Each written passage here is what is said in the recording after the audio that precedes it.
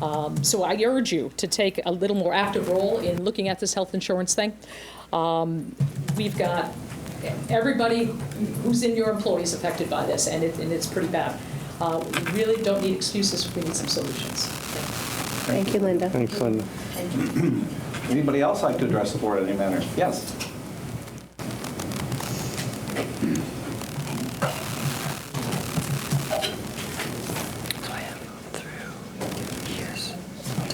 Hi, name and address, please. Ruth Smith, 26 Woodland Road, Niantic. Thanks. You're welcome. My daughter, Hannah, was unjustly involved in a lawsuit because of the town of East Lyme, the East Lyme Board of Education, and its agents. Hannah was robbed of a trial, so I am defending her here now. But first, let me be clear. The Smith family does not hold the plaintiff responsible for the lawsuit. East Lyme schools have been awarded blue ribbon status multiple times, which translates directly into school funding. The requirements read in part, accountability indicators should include more than test scores and graduation rates. The operative word here is accountability, which means literally liable to be called into account. East Lyme has the account part right, but only as it pertains to money. I've discovered that East Lyme's $10 million insurance coverage is exponentially higher than the Smiths. East Lyme's student-led drama club actually serves to protect the town of East Lyme and its agents from liability and, yes, accountability. The level of malfeasance displayed by the adults who were supposedly accountable for the plaintiff's injury is, in my opinion, tantamount to insurance fraud. This is evidenced by the incident report written by Christopher Olson, Director of Security at East Lyme High School. The key theme in this plot centered around a key. Olson's report quoted Hannah as saying she got the keys to the tool shed from a student who graduated the previous year and that she never did tell Mr. Place about this key. This implies that Place was clueless about the keys and that Hannah was remiss in not directly telling him about them. Hannah, by the way, was stage manager. Actually, keys were passed down with the director's knowledge and tacit approval. The precedent was set years ago. To say that Place was unaware that Hannah had keys is ludicrous. Besides, Place himself often gave keys to students because the tool shed contains items needed during every meeting of the club, not just the circular saw with which the plaintiff merely cut off her hand. What if Place had been there actually supervising instead of being off at a meeting for an hour? If he had, the incident would not have happened. Place left for the meeting without opening the shed. Obviously, he knew it could and would be opened by a student. Olson interviewed a select few students, but not the plaintiff or Grant Place, the then director of the drama club. Olson interviewed Hannah, a minor, alone and without parental knowledge. She was intimidated after having been traumatized less than 24 hours earlier. As first responders, Hannah and other students were indeed traumatized. Michael Susi, East Lyme High School principal, interviewed Place on October 4th. The incident took place on October 1st, 2013. Besides being an adult, Grant Place had the advantage of union representation, lots of time for Susi to write his story, and avoiding an on-the-record interview with Olson. Their reports were written 7 and 9 days after the incident. That's a lot of time to think and compare notes. Both reports are full of holes and inconsistencies. It is obvious that the adults involved colluded. They worked together to the detriment of my child. From the word go. Self-serving concerns, politics, and job security trumped integrity. Susi's report states that Place and Susi had both known about keys floating around there for a few years. For a few years. How's that for accountability?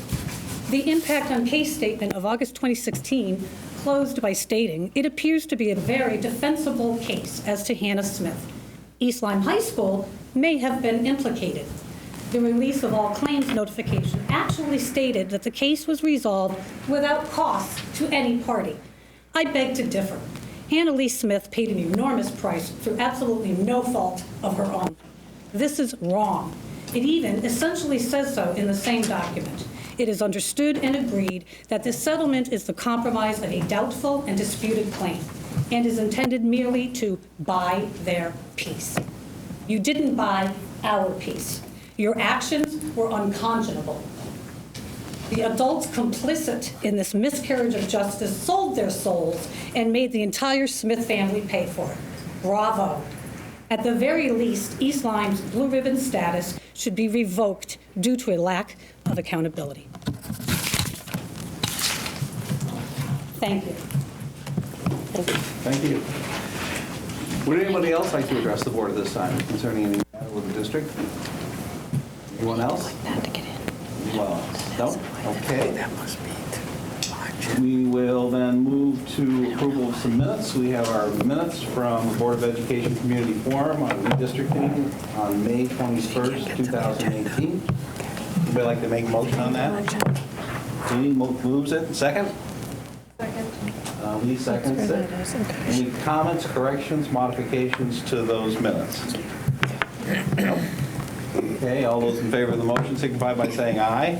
Aye. Aye. Opposed? Abstained? Candace abstains. Thank you. Those minutes are approved. We have the next set of minutes, which is the regularly scheduled meeting that was held on May 21st, 2018. Motion on those minutes. Jamie? Second. Lee seconds it. Any corrections, modifications to those? Yes. Yes. Amy? Kevin Series' report says that the beach passes will be necessary once school starts in the fall, but it should say once school gets out. Yeah, his minutes that says that beach passes will be mandatory when school starts. It's when school gets out. Okay. Okay. Makes sense. Is that okay? You all right? Yes. You're okay with that? Okay. Any other comments? No? Okay, all those in favor of the motion with the correction Jamie just gave, signify by saying aye. Aye. Opposed? Abstained? Candace abstains. So we're all set on that. That brings us to special reports. We do have our two high school students here. And before Conrad goes first, I suspect this will be your last board meeting. And you have done an absolutely fantastic job as a representative. When we know that we've been not only have you given very good reports and so forth, we have actually given a lot of good input on some of the more highly discussed items that we've had. So, and done a very good job on that. So we congratulate you, and I know we all know that you're going to do fantastic down in New Haven. So and that's just wonderful. So anyway, I'd just like to give you a round of applause.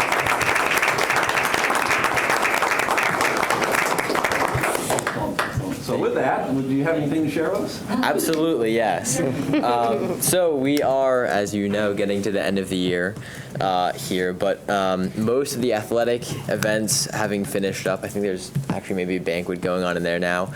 But there is actually one more outstanding. Tomorrow afternoon is the Boys and Girls Steeplechase event at Manchester High School. Nice. And I believe we have 4 athletes participating in that, so good luck to all of them. Cool. And so the class trip for seniors to Misquamick has been moved from Wednesday to Thursday due to weather concerns, hoping for a nicer, less rainy day on Thursday. And then it'll go from 8 in the morning until 2 o'clock in the afternoon. The senior dinner dance last Thursday at Port and Starboard, that was terrific, I have to say. Music, food, everything was very good. So yeah, it was a great kind of end of year type event, and of course a beautiful night out. So it was take some pictures and everything too. Prom as well, back on June 2nd, was fantastic. That was hosted at the Lake of Isles Resort at Foxwoods, and that was, of course, beautiful place to have that. And yeah, that went very well. And one more thing from the past, the National Honor Society induction. Smit Kadian was one of the inductees. That was held last Monday, and Ms. Stephanie Jenkins was the guest speaker. Moving right along, there was also an orchestra concert on May 31st in the auditorium, and that was a success. The upperclassmen awards night was last Tuesday, and I believe the underclassmen awards night was just the week before as well. And both of those were great successes. Matthew Kung, he's a junior. He's our Governor Scholar Award recipient for this year. And we're all very proud of him. The final exams, they start on Friday and they run till next Thursday. So that's coming up. First graduation rehearsal will be this Friday from 12 to 2. And the actual graduation will be at 5:30 on June 22nd on the turf. That's about it. Very exciting. Any questions for our representatives? Barbara? Do we know how many students were inducted into the National Honor Society? I don't have a number off the top of my head. I think it was 27, Around 30. like 27. 30, somewhere like that. Wow, There was a lot. that's a lot. Yeah. Yeah. That's great. Yeah. It was nice, yeah, for sure. That's fun. Okay, well, we'll see you at graduation. Yes. Yes, we will. Thank you so much.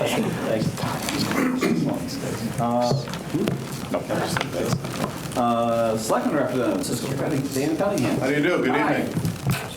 So let's see, we have a couple of items might be of interest. At our June 6th meeting, we did approve the special appropriation for the 2018-2019 Board of Education Technology Program. So that was approved.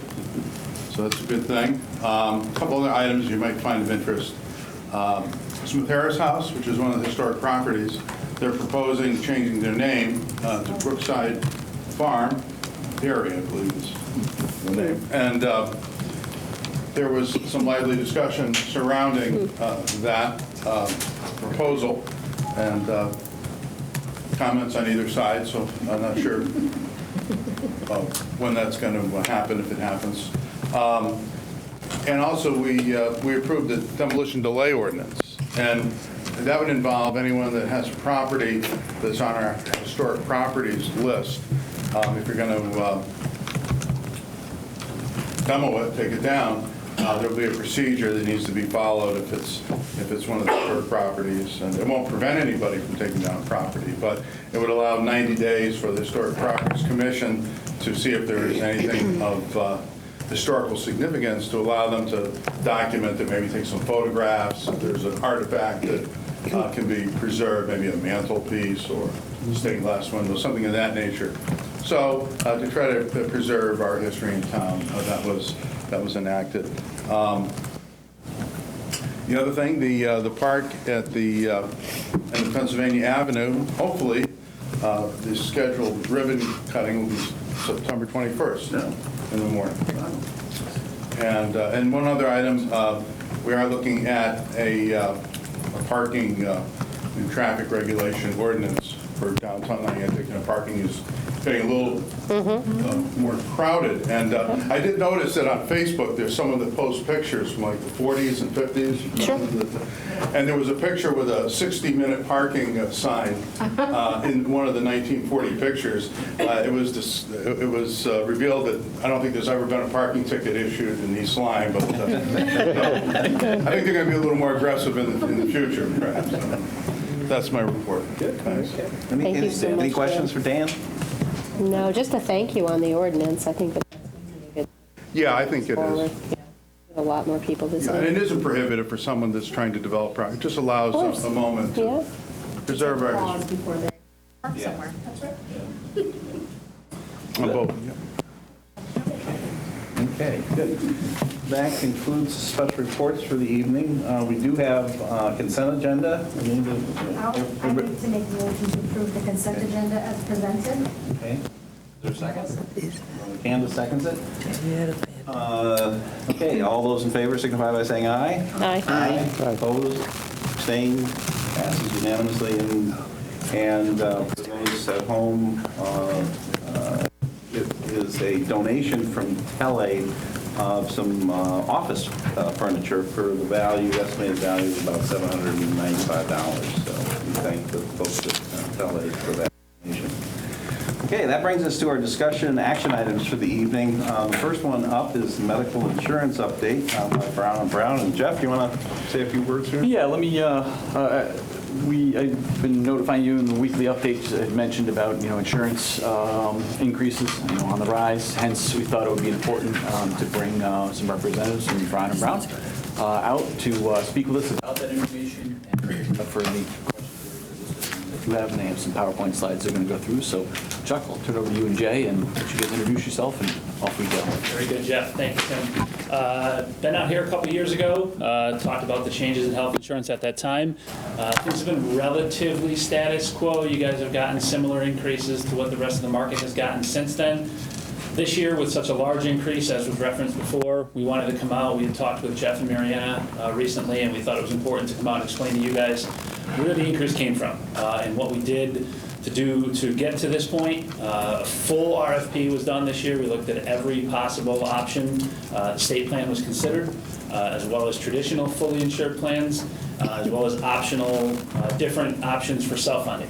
And at the end of the day, even though a 28% increase is very large, it is the best option that was on the table for the group as a whole back in March when the final decision had to be made. Since this is a numbers-driven conversation, I'm going to bring up Jay Fiorello, who's our underwriter in our office and works on the East Lyme case. He's more well-versed with the nuances of the numbers. I wanted him to go through with those. But Jay and I will both be here for questions on any piece of this. So, thanks, Chuck. Yeah. Again, I'm Jay Fiorello with Brown & Brown, and I'm going to try to help shed a little light on what's going on with our claims cost and the increase that we are looking at this year. Do we have the PowerPoint up here? It's not functioning, but the public can see it. I'll just follow off your shoulder when I see you turn it. Okay. And I think It's on our. yeah, everybody's We got have the it. PowerPoint Everybody up, has it. That's on, so. And we have copies for anybody from the public as well. Yeah, Kim, there's copies there. Yeah. Okay. Good.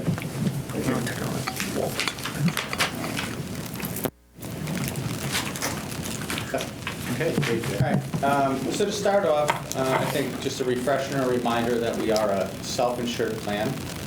What that means is every year we work on an estimated rate. We're forecasting hopefully what the claims will be for the coming year.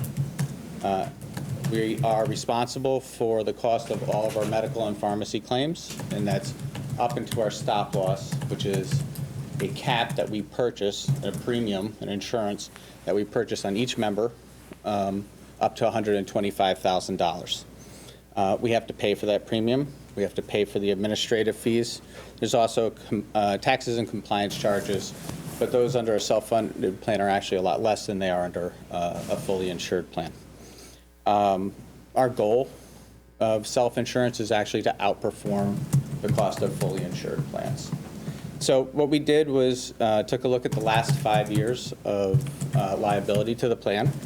In 2013 to 2014, we spent about $6.7 million for the town and board's medical and pharmacy. It's about $1,127 per employee per month. And it's important to always convert this into a per employee per month cost because our headcounts fluctuate, and certainly they've come down pretty much in every municipality in the state of Connecticut over the last 5 years.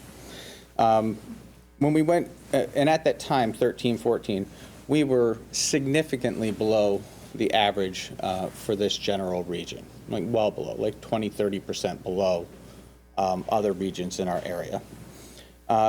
As we move into 14 and 15, though, we have a big change, a big shift in our insurance costs at our medical and pharmacy claims. And I'm going to go through that in a little more detail, what was the drivers behind that. But important to understand, there's about a 34% increase per employee per month in cost. Then throughout 15 and 16 and 16 and 17, things slowed significantly, almost to a very flat number. So now we've gone from extraordinarily low, probably pretty high, to no increases, which sort of put us right around the average, and we remain around the average even today. Okay? Move to the next page. Overall, our recent performance over the last 5 years, about 71.26% is what our per employee per month cost has risen over the 5 years.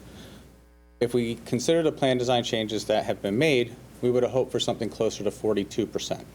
This is a factor of fairly poor claims, but also a factor of how low we really were 5 years ago by comparison to the average municipalities. Let's see. So the biggest driver here has been the mid and high claimant activity. So claims between $25,000 and really what we pay up to $125,000. We've had many that are in the $300,000, $400,000, even close to $1 million range. But what we're focused on is what you pay, which is the $25,000 to $125,000 when we're discussing mid and high claimants.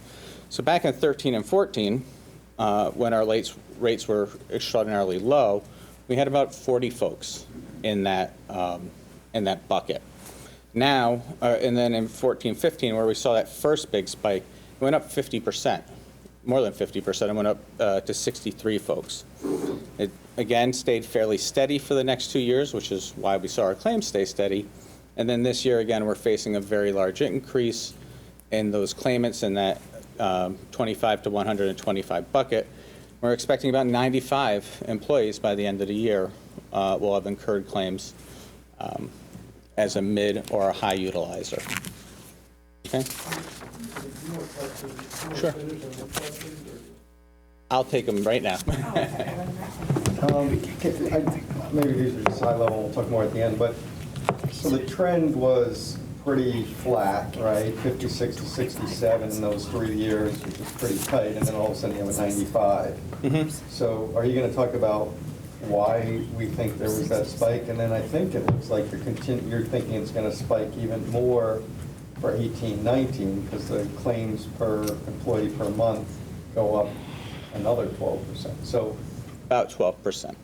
But we don't know that yet, so that's a forecast, right? That is a forecast, absolutely. So why, so for 3 years we're flat, a spike up in 17, 18, which would be good to understand the spike, and then we're saying that spike's going to even go up more. Like what's the data that has us trending? How do we know it doesn't come back to the normal and it was just a 1 year aberration? Good question, first of all. Secondly, it's when we're putting together a presentation like this, we are trying to drive towards overall concerns. It's not exact math in a way, right? So, but you can expect a $30,000, $40,000 claim this year to go up about 12% next year. That is a trend on medical and pharmacy right now. So any of those claims, even if we had the same 95 claims, we would expect that to track at maybe 8 or 10%. We're also concerned that, yes, 95 could look more like 100 claims next year as well. 12% is just health cost inflation? It's a combination, is what I'm trying to say, of both concerns over more growth in that area, as well as the ones that are already there are going to grow at about 10%. So what's the assumption for the medical inflation? I think I used 10.3% is what we were using. And what's the broad industry expectation? Oh, this was specifically from Aetna. But yes, in the Northeast, in Connecticut, we have numbers anywhere from about 8.5 to 13.5. Thank you. Now, the claims, are they more on the Board of Ed side, or are they town side? Is it, because we're joined, right? Yes. So can you tell me if the claims are more on our part or the town? I cannot specifically tell you what of those 95 are. I'd be happy to get back to you with regards to that. Be interested. But it is somewhat equally driven.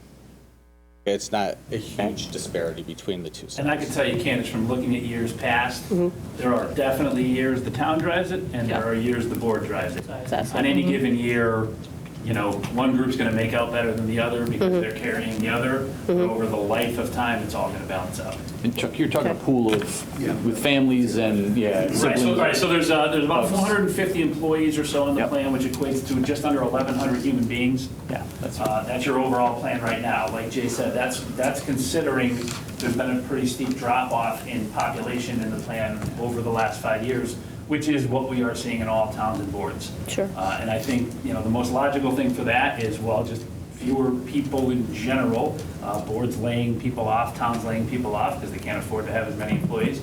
And the move in plan design from plans that were super rich 5 years ago across the state to more plans that are more similar to what private sector groups have. So 5 years ago, it made more sense for everybody that worked in a town and board to take those towns and boards insurances because they were pretty rich. Now that the insurance benefits have gotten a little bit closer to what you see in the private sector, you might have some families that say, all right, well, I got this plan through my board, or my husband or wife works at this manufacturing facility, but their plan's not as different as it used to be. Maybe they're paying a bigger part of it. It makes sense for us to move off. So, like I said, that's consistent with what we've seen across all of our towns and schools. No, I'm just going to add, I mean, that also could be because of the expense part of it, too. Oh, yeah. Yes. Yeah. Yeah. Any other questions? Yeah, sure, go ahead, Eric. Maybe can we just take a step back and just trying to understand. So there's 450 employees who were utilized, which is 1,100 people. How does the pool, like, is that one pool? And so are we combined with other insurance pools to get a rate, or we're just? So it depends what piece we're talking about. Your main claims, which makes up 85 to 90% of your spend, is strictly here in East Lyme. That's what you guys pay based on the dollars paid out every time someone goes to the doctor and gets a prescription. The administrative side and the stop loss side, the other 15 to 10%, depending on the year, that is a pooled cost that you're paying across the industry. Right. Specifically here in East Lyme, with the large number of large claimants we've had, when we look at how much you've paid in stop loss premium over the last several years versus how much you've used it, Aetna has taken a beating. You guys have paid, let's say, annually $800,000 in stop loss premium, and they've paid out $1.5 million in claims. Right. So but the good thing about being with a carrier like that is they're not just automatically giving you a 100% increase to your stop loss rate the next year since they got crushed by you this year. They pool their stop loss amongst their entire millions of members. So you guys get a 20% stop loss increase. Somebody else who didn't deserve anything is getting a 5%, and it all balances out. So, and maybe this might be a much longer conversation, but, you know, our N is small for insurance, right? 450 input, right? So you're going to get huge variability and things like this. So are there ways, and maybe this isn't part of, maybe you're just updating, but I would think there's ways that if we pooled with either other towns or in other ways that we could get an N larger, which then should smooth out instead of seeing, I don't really get where the 33% that Linda was mentioning versus the 11%. I'm not really sure where that is. Maybe it's in here somewhere. But whatever it is, large increases that are really hard for people to manage. And if you can smooth them out, that would seem a lot. So do people do that? Is that something you'd recommend? What are your thinking? What's your thinking on that? Well, I'll start, and Chuck, you'll finish. Sure. So the simplest answer is to go back to fully insured, but then we're dealing with additional taxes as much as 5%, and we'd have to pay a carrier, an Aetna, an Anthem, a Cigna, a fair sum of money to take risk, right? So where we are experiencing the variability, they're going to ask for a lot of money to experience that variability on your behalf. The other thing out there right now is collaboratives. And the vast majority of collaboratives, though, are still set on a self-funded basis, where you, as East Lyme, would still pay your own claims. What they're bringing to you is maybe some additional savings on the administrative side and some additional savings on the stop-loss side. So you got maybe 10 or 15% of your cost structure that might come down about 10%. We actually looked at the one in this area, Learn, and the cost structure was actually higher than the cost structure Aetna's delivering right now on the fixed cost side for East Lyme. No, that pretty much sums it up. You know, like Jay said, most of the collaboratives you're looking at, you're only saving on the admin side. And, you know, when we look at, like I said, when I started this, we had done a full RFP this year. Fully insured made no sense. You know, even as bad as a 28% increase on the self-funded is, it was still cheaper than what the fully insured quotes were. And as far as doing a regional collaborative, the rates we've gotten from Aetna, and that started back in July of 2014, are actually incredibly competitive.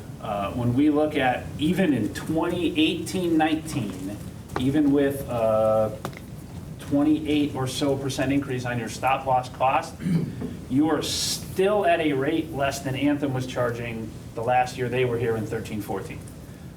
It's the reason that the group made the decision to move in the first place, because Anthem was kind of going off unchecked for many years. And the administrative fees now are hundreds of thousands of dollars less than they would have been there. They're just, even with a regional, you wouldn't even be saving anything at all, and if so, it's minimal. Your claims are your claims, and they drive 90% of your cost, and that's what's been running bad. So just quickly, I'm sorry, I'm monopolizing time, but the regional collaborative, just so I understand it, it sounds like, let's say we collaborated with Old Lyme and Waterford. In the ones that you're describing, we would still be paying only the East Lyme claims. Or we wouldn't, so It depends how you set it up. They can be set up different ways. Group, so you would, where the savings would be is if we're willing to link in with Waterford and Old Lyme, I would think. And you go on like the Three Musketeers, all for one and one for all. One for all. Now, the problem is, and I can see where towns don't like that, is everything's tracking well for us, and I don't want to throw Waterford under the bus, but Waterford, Town X. Right. One's the good guy, one's the bad guy. Why are we one's over, and it's because that town did something. Hey, what was one of the first questions here? Whose claims are these? The towns and the boards? Yeah. And that's in one community asking each side of the road. Yeah. Imagine that times 3 or 4 communities, you know? It can be done, but everybody's got to have a great mentality to do it. Thank you. Okay, look, Jill has it, and then Candace has it, and then Barbara. No, I was just agreeing. Oh, I thought you were okay. So Jill and then Barbara. So just so I clearly understand, the collaborative, I understand, will save us in the admin charge and the stop loss gap or whatever, insurance. But when it comes to paying our own claims, let's say town X and town B, you're still paying out of your town's pot for those costs. You're not commingling those self-funded funds, are you? So that depends how you set it up. Most of the time, the answer is no. So the Who would set it longest. up any other way? No, I'm just curious. I mean, I'm just going. Well, and that's what I said. I mean, You'd have to get 3, 4, 5 communities that agree, you know what, we think this is the best thing in the long term, and we don't care that in some given year, we're going to have a great year, but still get an 8% increase when we could have only gotten it 2%, Okay. because we're supporting East Lyme's bad claims, knowing that 2 years later, it'll flip. I can tell you that the longest running collaborative in the state in this model is ECHIP, which is coordinated by EastCon, and they've been doing it since 2012. Each entity pays their own claims. They get a better administrative fee because they're all buying as 2,000 lives instead of a bunch of 400 life groups. But their claims are their claims. If they were running like this, their claims would still be high. But you're saying it's only, let's say that we do a collaborative, it's only a 10% savings in the premium. Is that what you're saying? Right, so if your total spend here is, let's call it 10 million to deal with a round number, and 90% of that is your claims, you're going to be paying 90%, you're going to be paying $9 million worth of claims, regardless of what your administrative fee is. If going through a collaborative, maybe instead of spending $1 million in admin fees, you only spend $900,000, that's great. $100,000 is great. That's 1% of your overall $10 million spend. It's not a miracle cure, is what I'm saying. It's No, not, no. it's a good thing to explore, but it's not like, oh, we're gonna save 20%, you know? And then, so why is it if we no longer self-funded, it's going to be more expensive, is what you're saying for So us? that's what Jay said about, there's state taxes, there's between state and federal taxes, there's 2 or 3% just in that, just in alone. Even if nothing else changed, you're paying tax on a fully insured product that you don't pay on a self-insured product. But And the then there premium are- will be higher. Yes, and then there is, like Jay said, them taking on the risk. Obviously, you guys have had a bad couple of years here, that's hurt your bottom line. But if the carrier knew that that's a risk that they run, they charge you a margin of 7 to 10%.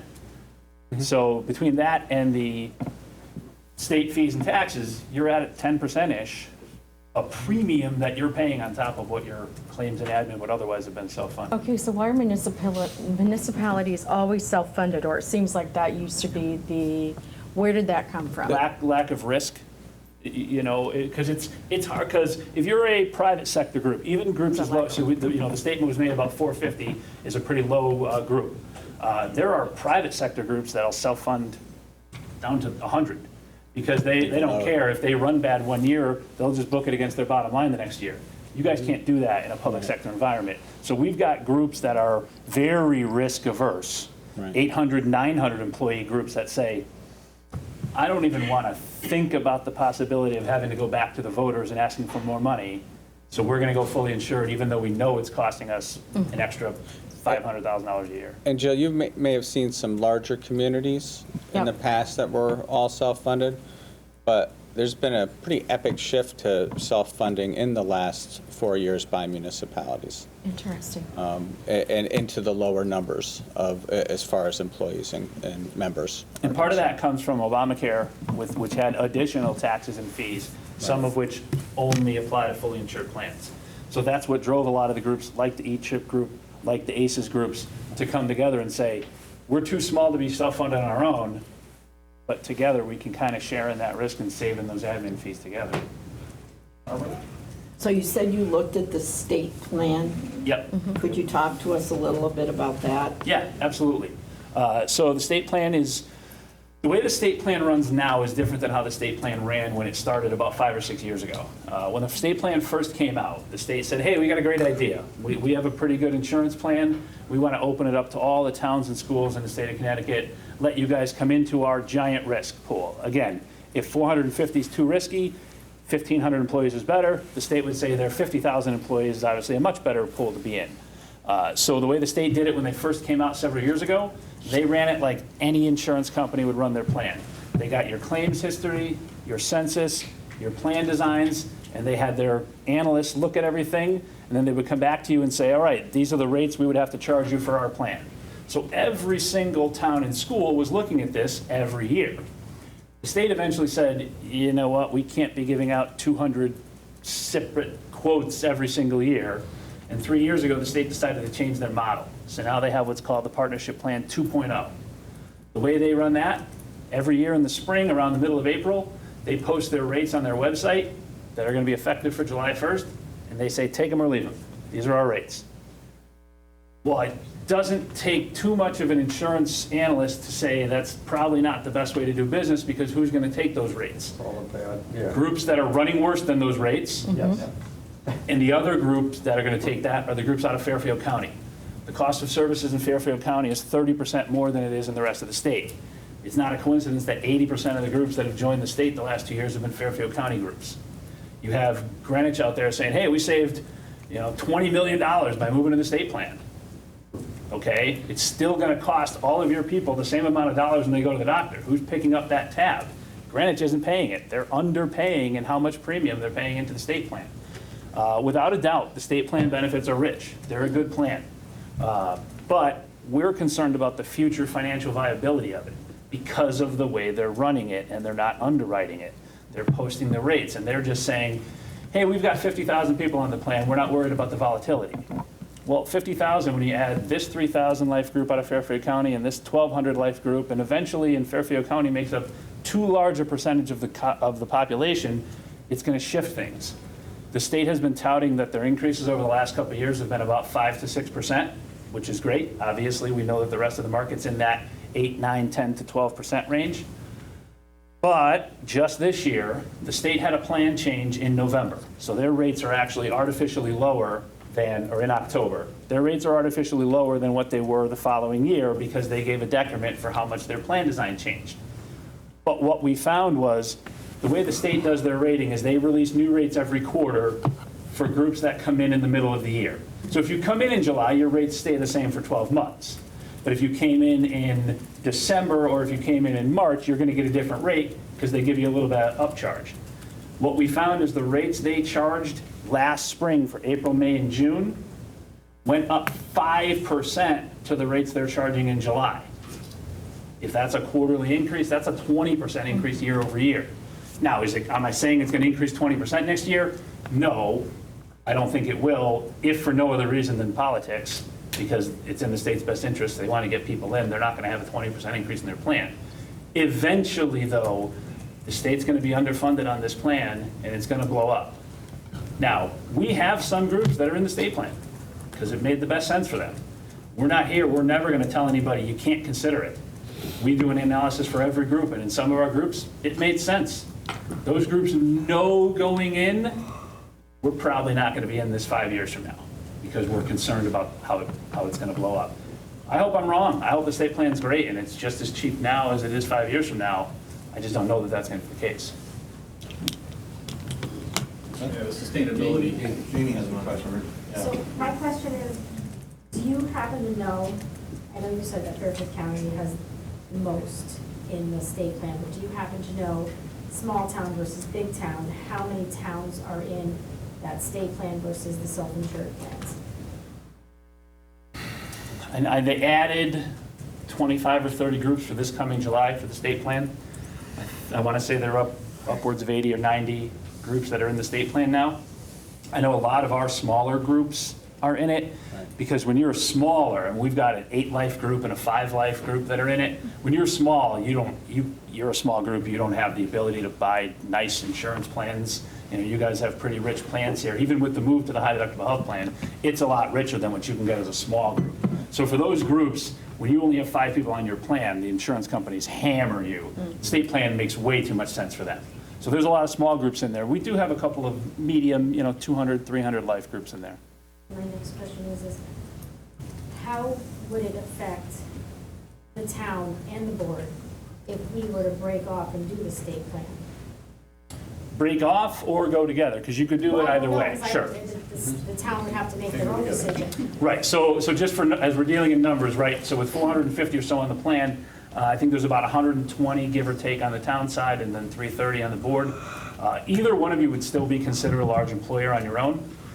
If, let's say, the board decided that the state plan was the best thing for it, the town would be left with 120 people. They could still have their same plans they have today. They would probably end up having to pay more for them. We'd probably make the recommation that they move to That fully they would go insured to. at that point. Yeah. Or go. Or go to the state plan, yeah, fully insured one way or the other for them. So what it would mean for you guys, in looking at the numbers, after the latest analysis, the state plan did show as a little bit cheaper for next year, but that wasn't the case when the decision had to be made back in March. But that takes a lot of things into account. That's with a pretty conservative analysis on our side of what run-out costs would be, because you guys, when you leave your current plan, would have to continue paying claims because you're leaving a self-funded plan. It also includes the fact that right now there's upwards of $500,000 in employee funding in the high deductible health plans, in the HSAs. So that's considered in why the plan now might be a little bit more expensive looking toward for the state for next year. If you took that funding out, the cost of the plan, even with a 28% increase here, is basically the same as the state plan. So that $500,000, that's money that goes to employees right now into their health savings account bank accounts. Once that money goes to them, that's their personal money. If you go to the state plan, it is not a high deductible health plan, which means people cannot legally contribute to HSAs. So that's a nice pre-tax benefit, a couple $1,000s for everybody that's in the high deductible health plan that they wouldn't be able to have on the state plan. All right. All right. Hey, you Thank you, Chuck. Yeah. I know where we are, right on the top of page 3. So that brings us to employer and employee contribution. So ultimately, we are creating an anticipated cost of the plan.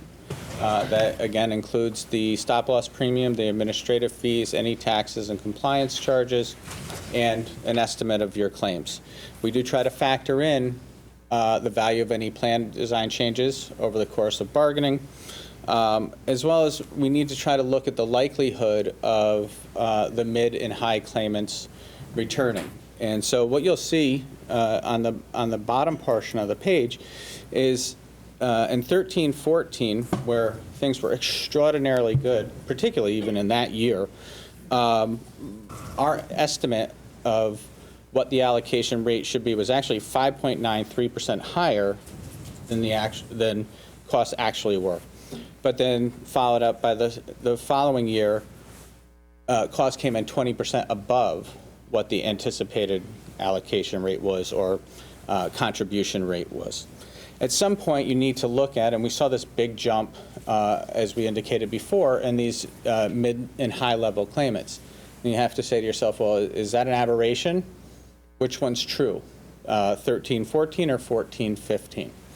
And so throughout 15 and 16, again, we came in with a anticipation under what the actual was, mostly because we're anticipating that those high claimants will subside. But as Eric pointed out, they didn't at all, and of course, they increased significantly in this past year. So at some point, you have to say, where is the level line?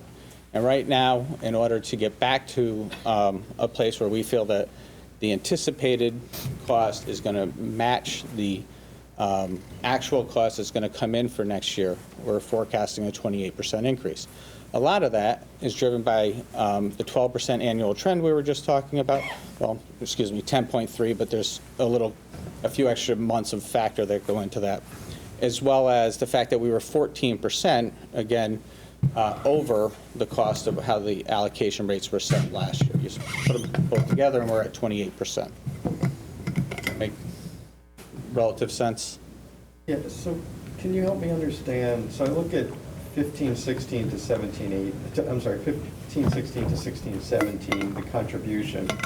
So it was 14-24, and I guess what you provided to us was actually the decrease. High deductible health plans. That was the year all the teachers moved to the high deductible health plan. Right. Which is a significant, it's almost half the people on the entire plan. So, Okay. yeah. Got it. Right, so one big part of this, so when you factor in this chart versus the large claim chart that we looked at on the last slide, when you look at people going to a high deductible health plan, you are expecting that cost to go down. So that's hence the projection of the average person to go down. But like Jay said on the last slide, your mid-claim utilization, that between the 25K and 125K, has been killer. $1 million claimant doesn't really hurt you because you stop paying at $125,000, and that's why you have insurance beyond that. A bunch of claims at $60,000, $70,000, $80,000, that's what hurts you. Because with a high deductible health plan, the reason that they are money savers in the long run is because over half of your average population is not going to hit $2,000 or $4,000 in cost for the year. The vast majority of people don't use insurance. That's how insurance works. Everybody pays a little bit so that the few people that need it can get the coverage they need without having to come out of their pocket $100,000. The problem with the experience and how it has fallen here in East Lyme is when you have a high deductible health plan, the whole point is that anybody who spends less than $4,000 or less than $2,000 as a single doesn't cost the plan anything. When you're on a copay plan and you go to the doctor and you pay a $30 copay, but the actual cost of that doctor's visit is $200, you're paying $30 and the plan is paying $170. And that's on someone who, let's say they only go to the doctor once or twice a year, they're not a heavy utilizer, they're still costing the plan money. On a high deductible health plan, when half of your people aren't going to meet their deductible, you're not paying a dime in claims on half of your population. For someone who has a $100,000 claim, you're paying, it doesn't really matter whether you're paying $99,000 or $96,000 of that cost, they're costing you a lot. When you have a bunch of $60,000, $70,000, $80,000 claimants, you're not realizing the actuarial value of that high deductible health plan. And that's what we've seen here. So when we would anticipate having 250 people moving to the high deductible health plan in 1 year being a pretty big money saver for the group, the high cost utilization kind of offset that and didn't realize.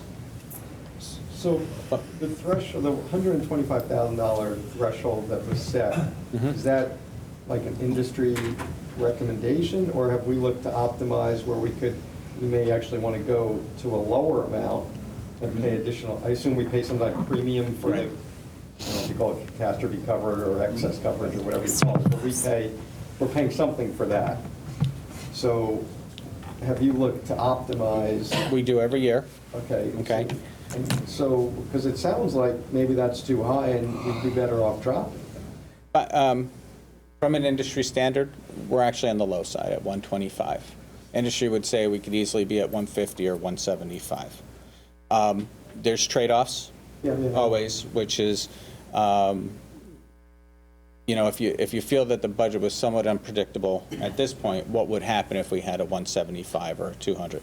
It could be even more unpredictable. Absolutely. To bring it down to 100, though, would be cost prohibitive.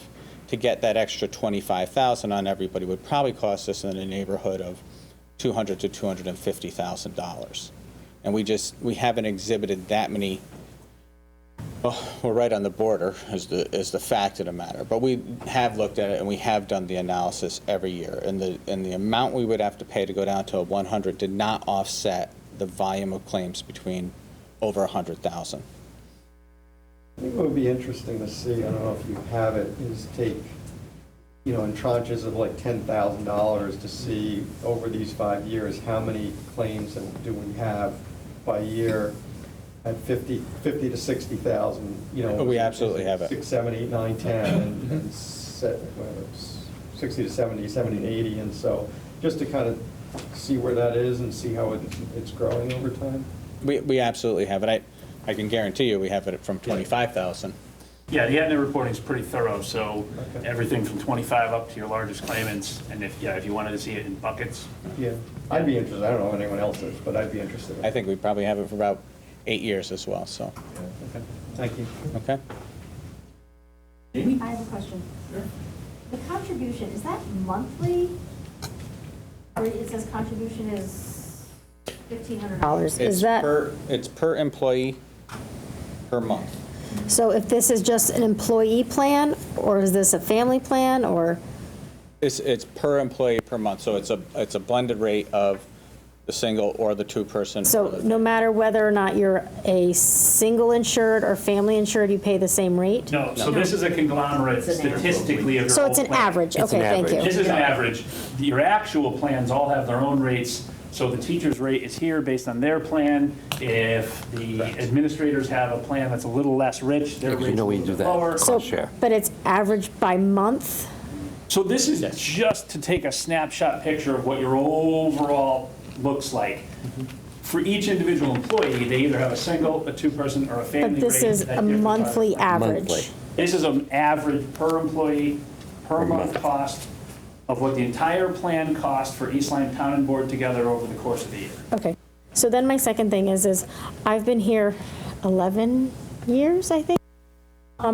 We've always talk about this and going over to the state plan and everything, but we've never actually seen the state numbers. We're just told that it's not cost prohibitive or it's this, but we've never actually done a side-by-side comparison of the self-insured versus the state insured. And I mean, I personally would love to see those numbers to see why it's not cost prohibitive. Because we've never seen them. Since I've been on the board, I've never seen those numbers. We're just always told that they're cost prohibitive, and that's that. This is the first year that it's even been close. We decided to put it And we'd be happy to bring them up, that's not a problem. Prior this year, it wasn't even a conversation. We did it, we saw that. Now it's a conversation. But that was years ago. Yeah, We haven't held the board. Yeah, I mean, because You've got that document that lays out, everyone that you looked at. Yeah, and that's something that we had shared with the board, Jeff and Mariana, as well as the town side. Like I said, the full RFP that we did, all the carriers that gave fully insured, all the carriers that gave self-funded quotes, as well as the state. They are in that overall comparison. Absolutely. I mean, I don't know think rest we'd of the like board, to but I see think it. we I'd should. like- it I'd should like be a to see document it. that we see. Can we see that? Is that something? Absolutely. Yeah. Yeah. You got a copy of it? You okay? We'll send it. Thank you. Okay. So I absolutely concur with that.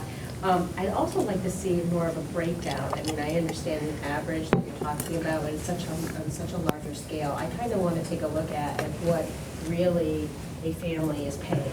The true amount, you know, what it's costing an employee, what's it's costing plus a 1 or a 2, and then the family. I feel like I need to kind of It all have that. depends I on- don't know about anybody else, but I'd like to. That depends on what bargaining unit. Yeah, you Cost can share is have different. different, Yeah. everybody's teachers. Every, they're all different. yeah, cost share is different Parents. by bargaining unit. You can see that? Yep. Yeah. Good, it's smart. Absolutely. Barbara? I just have one last question. The claims are a combination of like medical costs plus pharmacy costs, right? Yep.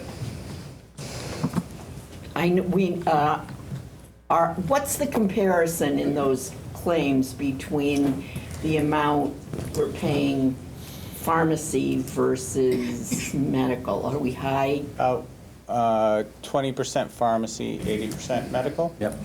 Okay. And I can get you the exact numbers, it's not, I mean. Which costs are going up more? Pharmacy.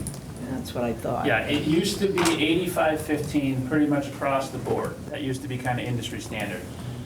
We have some groups now that are 70-30. Wow. Because pharmacy is just that much more. There are so, I mean, how many drug commercials do you see on TV? Those aren't, you know, you see a Jardiance commercial or anything like that. Those aren't $100 a month drugs. Right. Those are $10,000 a month drugs. We have someone in one of our groups that takes an $80,000 a month drug. That's $1 million over the course of the year for one person for one medication. So the reason, this is a follow-up to that question. So we have a lot more people in that 25 to 125. Is the driver the medical costs or the pharmacy costs or both? I can't answer that 100%, but I can definitely ask for that report. Okay, because the Because it last comes to time that I like heard that. a presentation like this, what I saw in another district was that the thing that was driving up the costs of insurance in the district were the pharmacy costs. Because the number of people who are on, especially as you have an aging population, who are on high blood pressure medication and cholesterol medication, those are not cheap medications, the more and more money that you're spending. So I'm just wondering whether a lot of whether we're like other districts that our pharmacy costs are causing, plus we know that there are some drugs that are wickedly. Your assumption is spot on, and we can send you the exact numbers as to what. So for pharmacy costs, for drugs that are like maintenance drugs, okay, and I'm just personalizing it a little bit, just because my daughter has seizures, so she has to take medicine every day, and the medicine's $500 per bottle. She goes for 1 bottle per month. So it saves money in the long run to have it shipped to me versus going to the pharmacy, and that's been a trend. Or so I learned, right, so I wanted to learn more about it, for any medication that is used so regularly. Is that something that we do, that we can do to save? It's something I would hope your employees are taking advantage of. Okay. Aetna does have a mail order pharmacy. So the problem is from a consumerism standpoint, the way your plans are designed. So we're talking about most of your people at this point are in a $2,000, $4,000 HSA, so that means a $2,000 deductible for singles, $4,000 for family. If my kid's medication is $500 a month, by month 8, I'm hitting my deductible. So it really doesn't matter to me because my expense is capped at the $4,000, whether I do mail order or pharmacy. Now, it would be great for the plan if everybody did mail order because they are going to get a little bit cheaper price after the point that you meet the deductible. It's the plan that's paying. At that point, they will see a little bit of a savings because you can get a 3-month supply for only 2 months co-pays. Exactly. Most of your plans have prescription co-pays after the point that you meet your deductible. But prior to meeting the deductible, if you know you're going to be someone who meets the deductible, unfortunately, a lot of people have the mentality of, I'm hitting my deductible anyway, so it doesn't really matter. That's where a lot of education comes in, you know. But yes, mail order is still a good tool. Most people would find it convenient. Some people don't trust it. Can't you mandate that? I was gonna say, my insurance mandates Right. it. Yeah, mine, Right. my husband's Right, you did. absolutely can mandate that, but that's obviously something you need to collectively bargain in, you know? And not necessarily the unions wouldn't want to mandate that. I never know what I'm going to get in a union negotiation for what unions will or won't agree to. We talked about the state plan before, they do have that. They have a mandatory mail order for maintenance drugs. You do lose control. The state plan has mandatory, hard mandatory generic. So you cannot take a name brand drug unless there is no generic equivalent, or if there is, your doctor has to fill out paperwork and get it approved. They can't just write dispense as written. Even if your doctor writes a name brand and writes dispense as written, the pharmacy still has to give you the generic. That's the way the state plan is. So that's why we have found groups where the state plan was a money saver. The unions actually shot it down. Interesting. So, you know, that's not common. Most of the places we've been in, the unions were in favor of the state plan. Because like I said, it's by and large a pretty rich plan design. But that's not the case everywhere. We've had groups where the union, the teachers union in particular, actually said, we don't want this. Because in addition to managed elements like that mandatory generic, there are other, you lose your ability to bargain. If you look at the beginning of all of your collective bargaining agreements, there's probably language that says, East Lyme Teachers Association is the sole negotiating representation for teachers in East Lyme. But if you go to the state plan, you no longer bargain your benefits.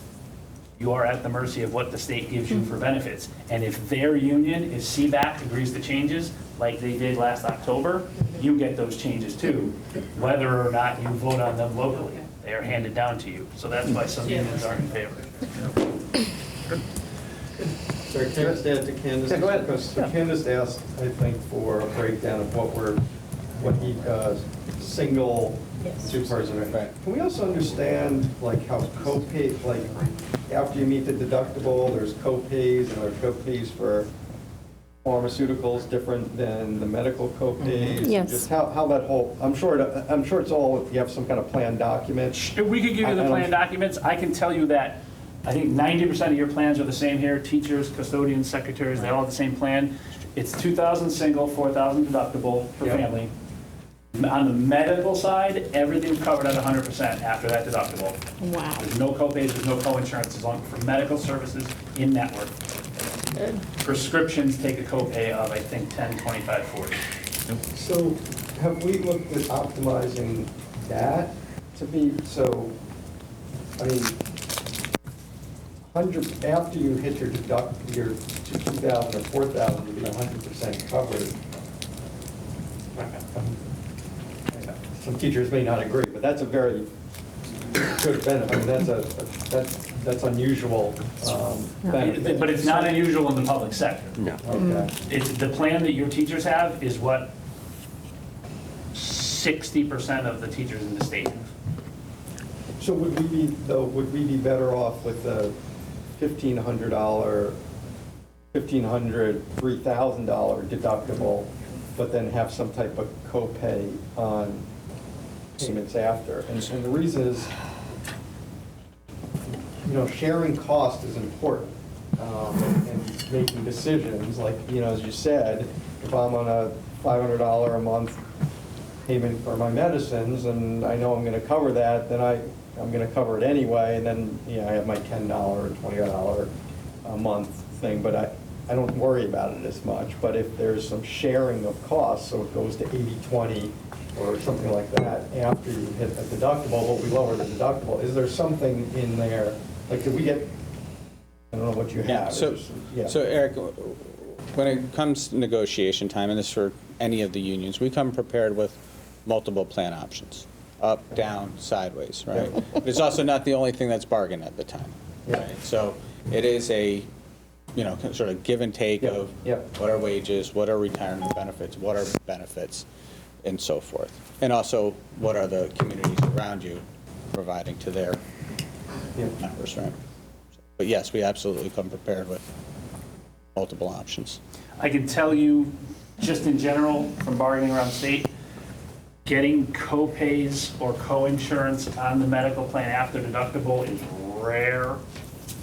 It's just, from a bargaining standpoint, unless your unions were really buying into that, if they fought it, you probably wouldn't win it if you had to go to arbitration or something, because most groups just have 100% coverage of medical stuff after. But it may be different if you're seeing a 33% increase in, that changes maybe people's view in the world. And if that 33 you can lower to a smaller increase, Sure.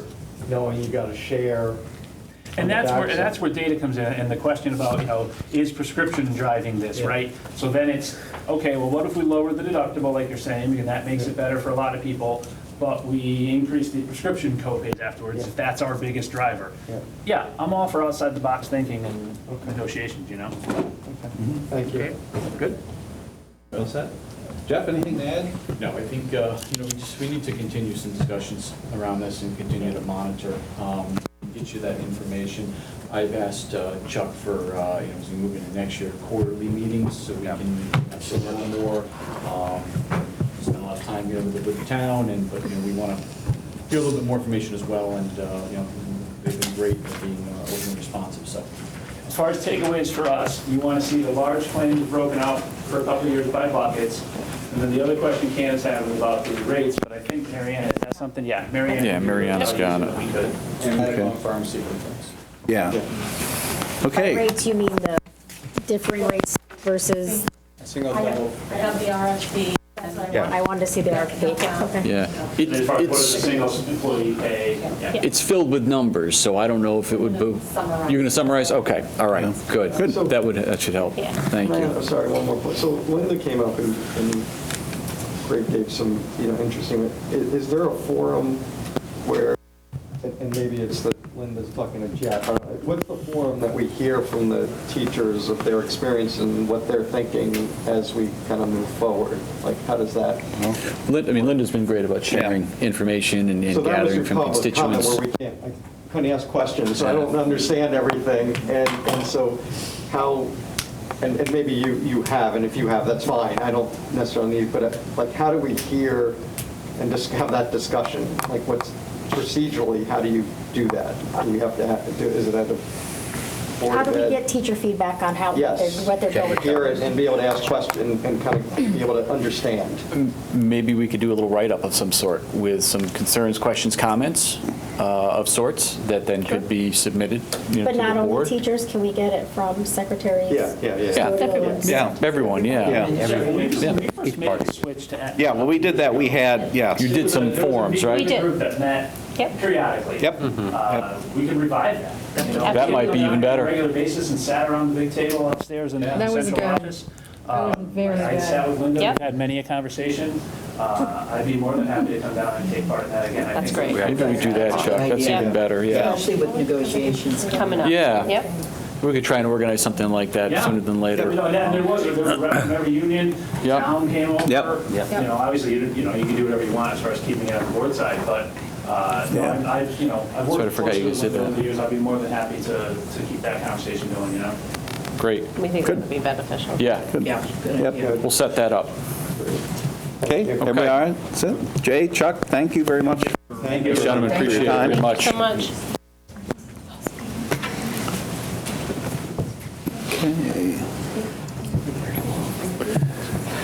Okay, next item. Everybody ready? Yeah.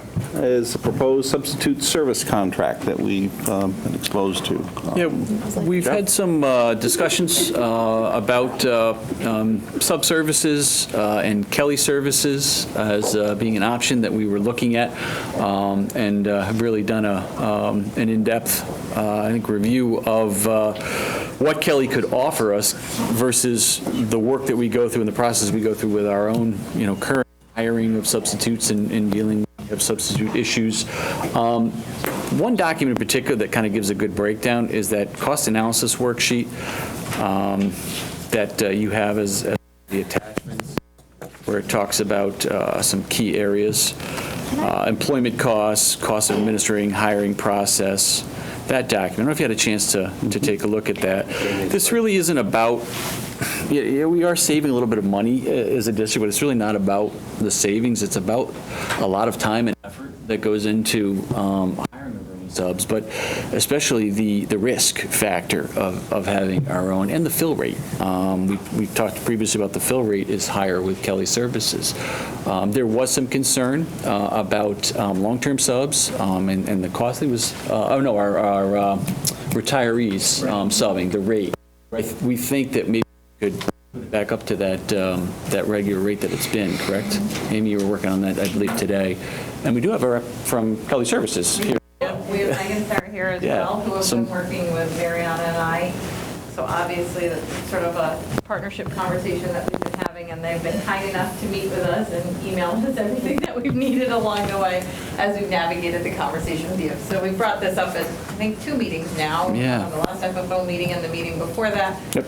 In regards, and for me in particular, I think it's more about employment costs, the administration of the hiring process, but also, are we doing our due diligence with the adults that we are putting in front of our children? Yes. In regards to offering them professional learning before they're coming into our classrooms, which they can provide, and also that vetting process and that continuous feedback loop, I think, in regards to the subs. So those sort of seem to be the 3 points that we feel like could be addressed within this partnership. Good. Did you have a question? Well, I just had a statement that all of these little Connect pages were not there earlier when I read everything. Yes. So getting it at the meeting is a little bit harder to catch up. Yes. that's it, because now I have to go read everything. Because we're reviewing it as we go. When you close one, another one closes, so I'm having it. So I don't know how it's going. No, we're only Anything. Yeah. Yeah, so. Go ahead. Okay, so we're only a couple of meetings into this option. And the first thing that comes to mind, and I'm sure you're a wonderful service, is that I'm trusting someone else to bring in subs, right? And background checks, and, clearly, we're looking for a good pool of subs. So is this the best way to go? I'm not too sure. I'm trying to take it all in. It is new. Can you talk to me about the benefits of it or in comparison to what we do now? So in comparison to what we do now, or what we've been doing, is basically the sub applies for a sub position. We assign that sub to go ahead and meet with an administrator for about a 15, 20-minute interview. The administrator goes ahead and says, yes, this person can be a sub, and then we expect them to start the next day at 8 a.m. and be available to us. Okay. So this service would screen prior, and they have a consistent database, I'm assuming. I don't know. You want to talk for a minute, Meg, about that? Go ahead, Meg. If that's okay? It's just much different, so I'm just really trying to get a handle on it. No, please, that's why we asked them to be here. And- Please. My name is Meg Bernhardt. Thank you and welcome. Our vetting process is very thorough, so what is different than what school districts do is that when the subs apply with us, we run a background screen through Kelly, through a national background screen vendor. We also run a check of the National Sex Offender Registry, and they're printed before they come into the building. So I know the state law is that they have 30 days to be printed once they start. We don't apply that to our hiring process. So anybody that's walked into your building has already been screened. That was actually one of the things that I was uncomfortable with when that came. I remember that, the 30-day. So, okay, that sounds pretty good. Thank you for that. I appreciate that. The fact that go ahead, Barbara. Well, I was just going to say, we discussed this quite at length at the last FFO meeting. And at a special meeting. Right. And,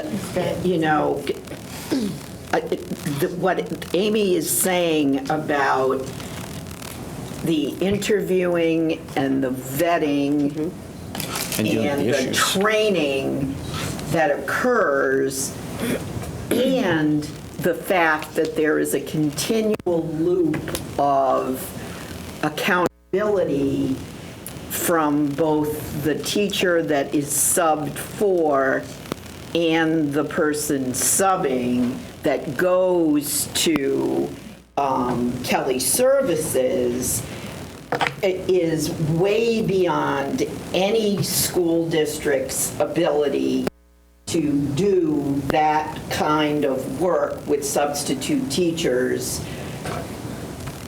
Talk about the evaluation, I'm sorry. And that's actually going to really help where some of the issues that we had talked about previously. Right, you absolutely, to do this job right, you almost need a full-time person just to do substitutes. It really is a full-time job. And you know, as Amy said, it's the, which is why Kelly Services is in business. And so, you know, and plus they have, you know, we just finished talking about a bigger pool. You clearly have a bigger pool, right? And if you look at what it says on that page that Jeff was talking about, our fill rate, in other words, the percent of time we get a sub in a classroom is 85 to 87%. Kelly Services averages 92%. Which is obviously another big advantage. Right, for sure. But, you know, more and more, it is so important.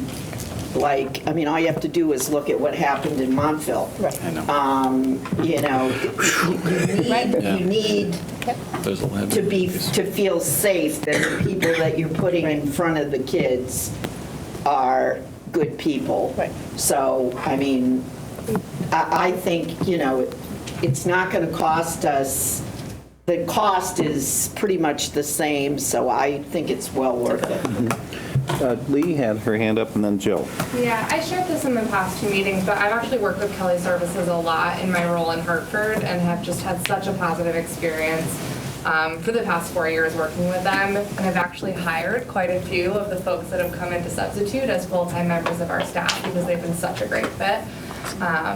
So I feel really positive and definitely in favor. I think the other thing for us too, based on Jeff's experience in a pest district, is I think one thing that spoke really well to us and that Meg, Sarah, and I talked a lot about is also knowing that this is going to be a transition for our current subs, and also speaking with Linda even just today, having further conversations around them being willing to sort of come into district, have meetings with current subs, assist with that transition, almost a little bit of hand-holding, if you will, with the transition, and making sure that they know that top 5 lists that teachers have to be able to identify the subs doesn't mean that goes away. That still happens, and it's still the same system, and sort of documenting the consistencies for our subs, but also sort of meeting them where they're at and helping them make that transition in district and having them come here. And the teacher process doesn't, the staff process doesn't change in how they. No, it's ASAP. Yeah, Right, it's same the thing we've been using. Same system. Yeah, so nothing will look different for the teacher going in to request a sub.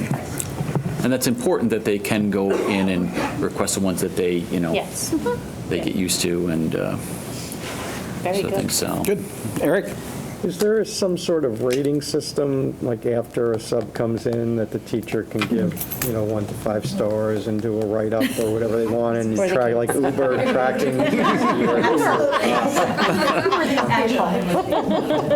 Evaluation form, we have our subs bring the evaluation and a recap form into the classroom.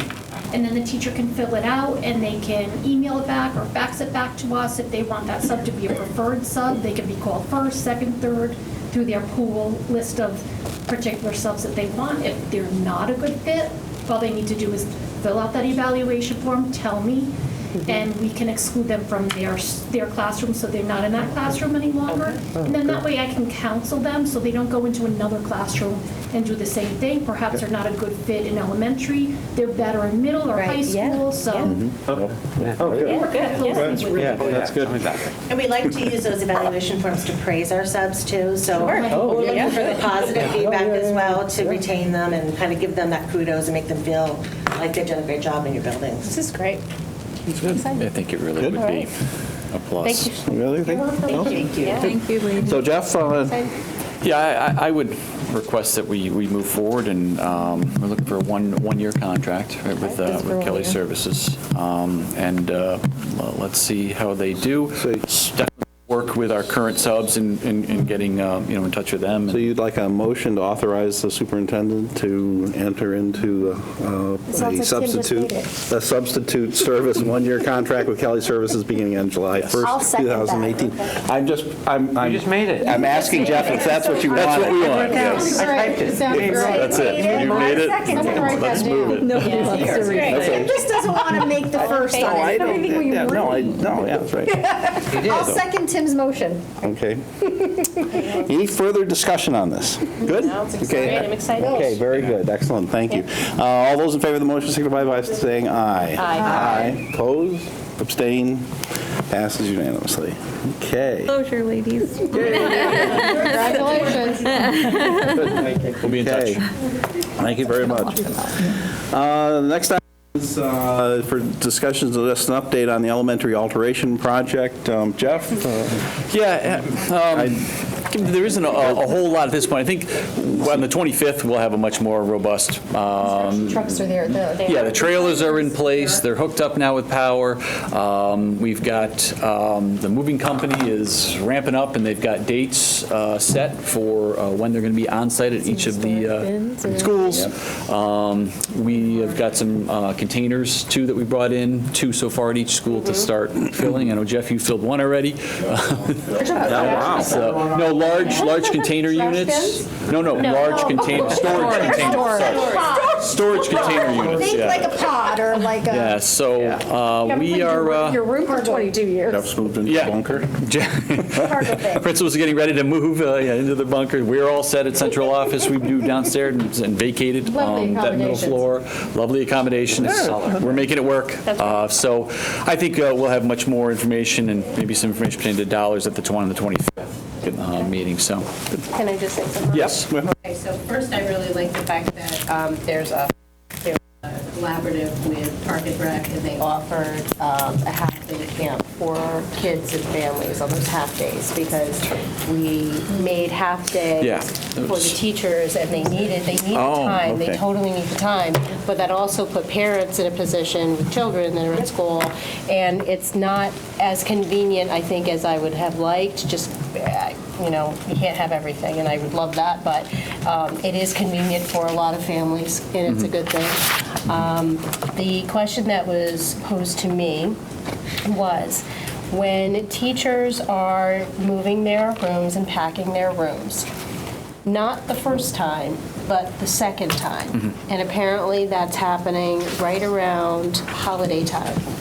Vacation, right. So if we could take a look at that, because the way that it's being perceived, or maybe we're not even looking at that yet. Maybe we're so focused on the front part of it That's pretty much it right there. It's appearing as though those teachers are going to have to be packing during their vacation at some point. They're trying to figure out when they're going to change their classroom, because they're changing mid-year, and they have to repack everything and move it. Well, how's that going to happen? It's the logistics of it all. And there's so many logistics, right? And right now, we're so focused on the front part of it, so I just want to make that note. It's a big deal. No, it is. You're right. For them, and I It's just a wanted much to shorter note it. time frame. Yeah, you're right, Candace. So if we can just take a look at that and see how that's going to work.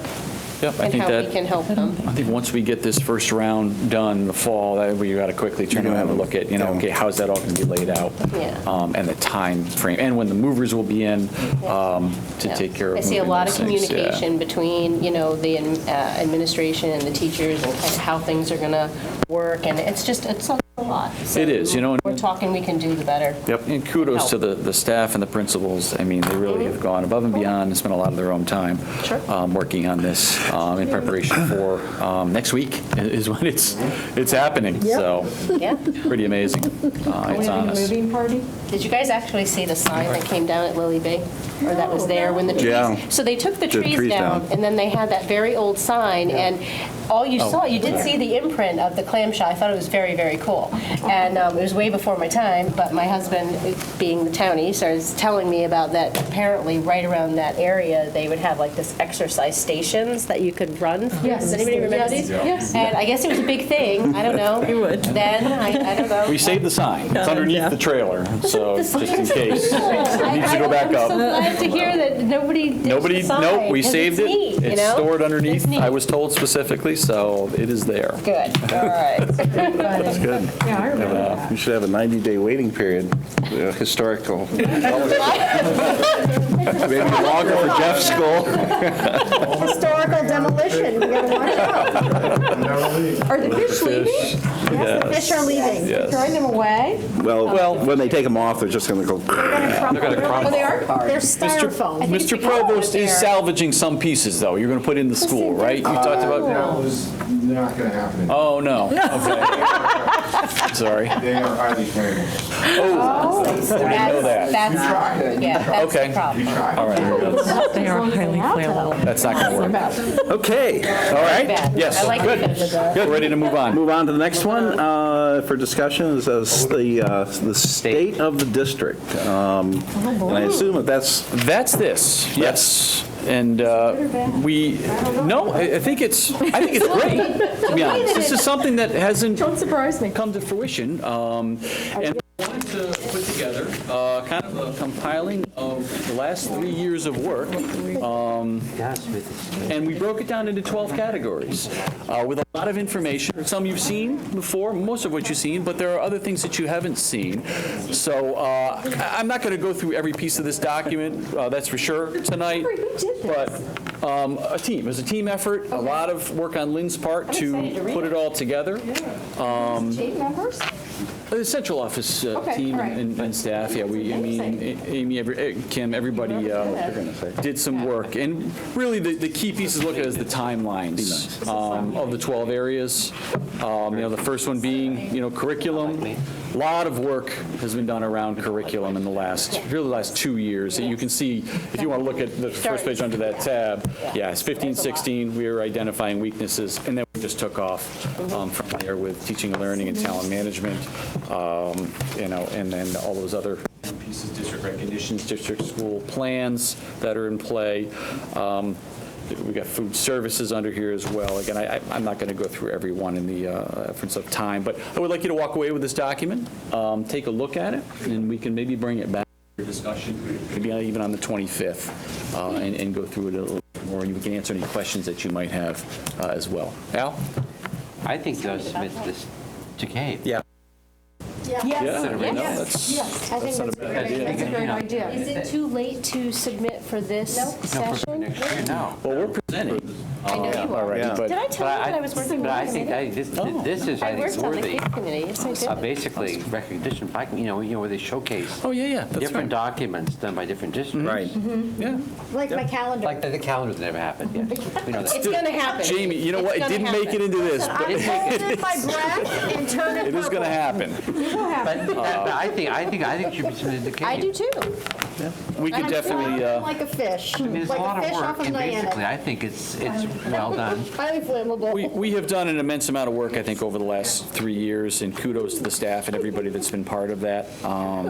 But, take a look, at the information. Yep. We can answer any questions that you have. I mean, That's good. There's a lot of great stuff in there, and covering those 12 areas. And I think each year, maybe we can add to it, as, the state of the district, more information that comes forth. So maybe we'll bring it back, we'll add it to the agenda on the 25th, and we'll see where we go from there. We can go through it in more detail. Jeff, this probably has nothing to do with this, but I think somewhere you should mention the people that participated in this. I think it's an amazing document. And He has the team in there. does he? Okay, I couldn't find it. Okay, never mind. Are they mentioned here somewhere? Yeah, there's a section on. The central office reconfiguration is in there that took place. So I'm assuming those are the people that worked on this, right? Yeah, for the most part, yes. Okay, so there's no, okay, I don't think they should be applauded, but. Absolutely. No, a lot of effort, and kudos to Lynn again. She spent a lot of time organizing and putting this Well, we know together. Lynn is perfect. So, And she's a little tired from doing it. As I must have gone back 20 times to her, let's just move this here, and, let's align this, and, You think hit you in the back of the head? not yet. We'll see. Barbara, do you have something? Yeah, I just, I've been glancing through This is up to read. for the last 20 minutes or so. And, I think that It's amazing. the board and the school district are very fortunate to have the leadership team that we have. I mean, when you look at what's been accomplished in such a very short time, it's pretty amazing. And it's not just what's been done, but it's the fact that every aspect of the educational program in this district has been looked at, evaluated, and said, okay, what is the state? And that's state of the district is very apt, because we haven't accomplished everything that we need to, but we have a baseline and a plan for what's good, what's not good, what needs to be improved. Yep. And the work that Amy has done in terms of curriculum in such a short time speaks to her abilities and also her ability to build relationships with the people that she works with, which are our wonderful teaching staff, because it takes a whole lot more than efficiency and organization to accomplish what Amy has managed to accomplish. So kudos to the entire team.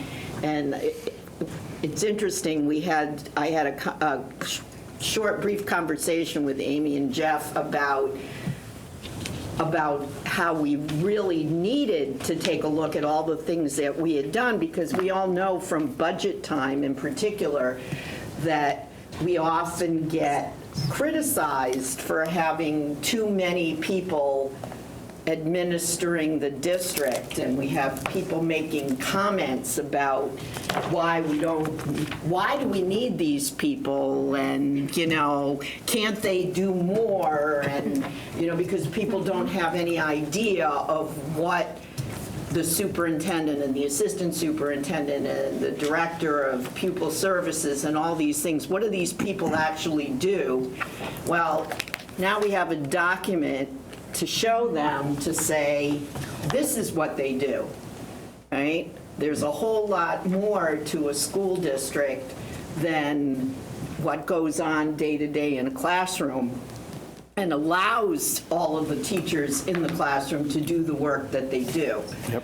And to do it well and to support them. So I think we're very fortunate to have the team we have, and we better make sure we keep them happy and hold on to them so they don't go somewhere else. Thanks, Barb. Okay, good, all right. Thanks, everybody. Yeah. This is amazing. Moving on, some other items. Meetings. We have the proposed Lyme Middle School Student and Parent Handbook for 2018-19 for review and hopefully approval. Jeff, you have Yeah, something? so these should have been, these were attachments, I think. Yeah, okay, all right, good. These were like the only All right, thing we're that still, okay.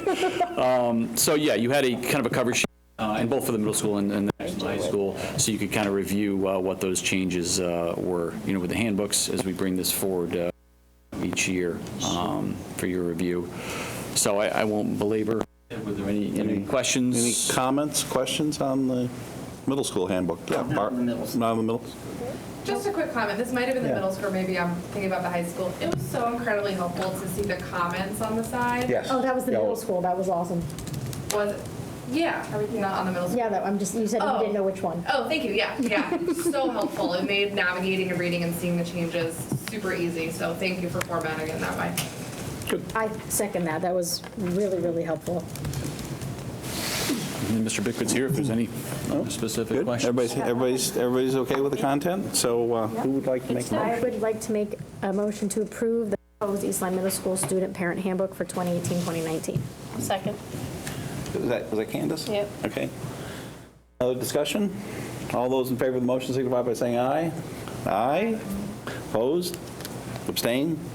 I think it passed unanimously. Okay. My ears were plugged in. Said anything. A little voter together. Yeah, a little lag here. Well, that's how it happens. We approach that 9 o'clock point, you know, and it's like fading fast here. Okay, so the next item is the high school handbook, and Jeff? Yeah, same, and Mr. Susi's here. Any specific questions? Jamie? Yep, Jamie. I have a question on what the fixed day scheduling is proposing to look like. Mike, you want to talk about that? Sure. So what we're doing is, instead of going to, if we have a snow day or some type of event that prevents us from coming to school, right now we move the schedule, the entire schedule. Yep. So we run into some issues with trying to schedule meetings with PPTs, parent meetings, speakers, preschool. It gets challenging. So the recommendation was made to go to a fixed schedule. So you as a parent will know day one, the whole year's calendar. So we're going to mark off August 29th is day one, the next day is day two, and that's the way it is. So if we have a snow day, we just move on to the next day. It's set. Oh, that's nice. The only thing that might change would be if we have snow days or weather days prior to exams, then we would move exams to keep the number of days appropriate for each semester. So when the students come to school on day one, they're going to get a printout of the calendar, and it's going to be 1, 2, 1, 2, 1, 2, 1, 2, 1, 2, 1, 2, 1, 2, the whole of the year. Correct. It'll also be online as well. Okay. So there's never a question from a parent, is today day one or day two? Yeah. You have it articulated straight out. Okay. Have we looked at that to see, to make sure, I guess we have, to make sure each day is getting fair amount of time? You know, the way it is right now, it's never fair. So we do the best we can. What we can do with a fixed schedule is if we know that if day one has been hit 2 times already, we'll try and have our monthly drill on the opposite day. Or if we're going to bring a speaker in, we'll do it on the opposite day. Or if we're going to plan a whole school event, like Chasing the Dragon or something like that, we can at least work off of data as far as what days have been hit to that. Okay. Before we couldn't, it was hit or miss. Okay. Okay. I was trying to picture in my head how you were going to do it. Okay. Eric? Just follow on, did the teachers like the fixed schedule versus the variable or whatever? Or Mixed reviews. I checked with other schools in our region. They do a fixed schedule, and that's worked out well. Jason and I have talked about it as far as collaboration. We want to try this for a year to see. Yep. After 1 year, if it's a mess and it's not working out, we'll go back.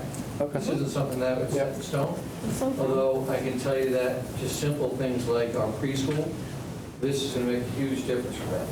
Our other electives, like our culinary, when they bring in the seniors for a luncheon, they're set days. We don't have to move anything. Yeah. Parent and PPT meetings, It's a nightmare. Yeah. instead of trying to shift them one day, which means now you have to find a whole new set of different teachers to attend those meetings, it's set on the calendar. So it should be a better system. If it's not, we'll change back. We have a fixed one. It's definitely easier for planning. Sure. I mean, you do have the potential of getting one group getting slammed, but Mike's got a good plan in place to try to accommodate that. Yeah. Good. Okay. Any other comments, questions about it? Barbara? I probably have already asked this question, but my old brain has forgotten the answer.